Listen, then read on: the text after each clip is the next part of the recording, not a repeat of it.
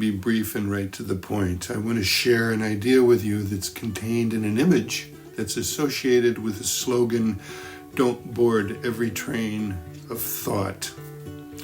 We all engage in thinking that's neither productive nor useful. In fact, some of the thinking we get sucked into leaves us feeling wretched and miserable and resentful and bitter and hopeless and unmotivated and exhausted. And yet we keep going down that thought path. It's as if we imagine that if we just stick at it long enough, we'll come to some answer. We'll figure something out. But in fact, and of course, we don't. It doesn't work, does it? It doesn't lead us any place good. There are two basic kinds of trains of thought like this that we get on. One has to do with the past and the other has to do with the future. The one about the past dwells on mistakes we've made, things that we regret, things that we feel some shame about or embarrassment, and we go over and over it in our mind until we make ourselves feel awful about ourselves. The other thing we can think about in terms of the past is something that somebody else has done to us, offended us or mistreated us in some way, and we go over it and over and over it. And we pick up a head of steam in that train toward resentment and bitterness. And it doesn't fix or solve or make anything better. The other train of thought is about the future. And that one is about catastrophizing what lies up ahead. And it usually starts with the thought, what if, and then fills in the blank with some horrible thing that we imagine is going to happen. And it makes us feel anxious and worried and sleepless. That doesn't help either. I'm going to guess that you may already know what I've just said, and yet it doesn't seem to be enough. You still get on that train. In the meantime, there's another train that often pulls up beside that one.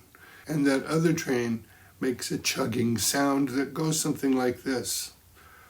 I've got to stop thinking like that. I've got to prevent that train from coming to the station. What is wrong with my mind that I keep thinking this? This must be something horribly wrong with me. And it goes on and on like that. And it doesn't prevent that train of thought, those thoughts from showing up. The fact is, we can't prevent that train from showing up. It's going to show up. It's futile to try to stop it. But we don't have to get on. That's the difference. That train has gotten used to coming. It thinks you're calling it. It has a mind of its own in a way, and it thinks you want to go to that destination because you keep getting on that train. So, how to not get on that train? Basically, it is redirecting your attention to something else.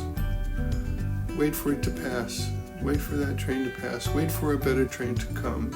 And just a task is often a good thing to do. If your mind starts going down that rabbit hole, or it's another metaphor, on this train, engage in a task. After having acknowledged that it's come, right? But here's the thing as well. We don't always notice. We can get better at noticing when that train shows up. But oftentimes, we're going to notice we're already on that train and realize we didn't even know we got on it. We didn't realize we had a choice. We're on it. In that case, get off at the next station, metaphorically. And what that means in reality is the next opportunity you have to redirect your attention, whether it's engaging in a task or a conversation with somebody, get off that train and get onto something else and let it go without you, and don't give it another thought. Don't worry about or dwell on the fact that you got on that train. Just let it go and do something else. So you don't have to board every train of thought.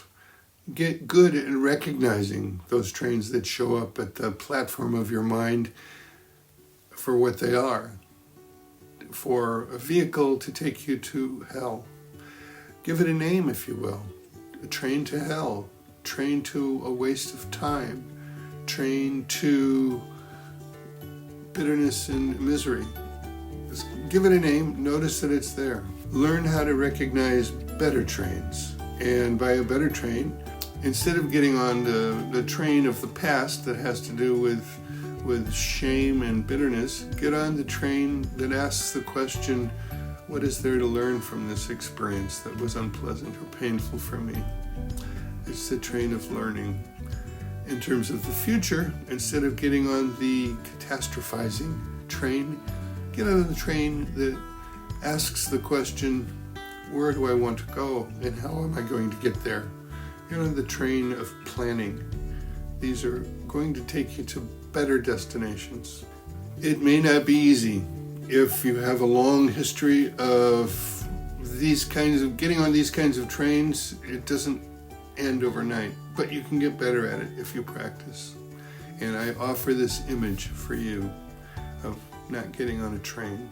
If you've liked this video, please give it a like, subscribe to my channel, hit the bell for notifications, share the video with a friend if you think they would enjoy it, and leave me comments. I always enjoy that. Meanwhile, check out the link below to my online store called Attention Bazaar, where you'll see a description of the store down there too, and find the links below for the mugs that I've made, a ceramic mug and an enamel mug with the slogan on it, don't board every train of thought.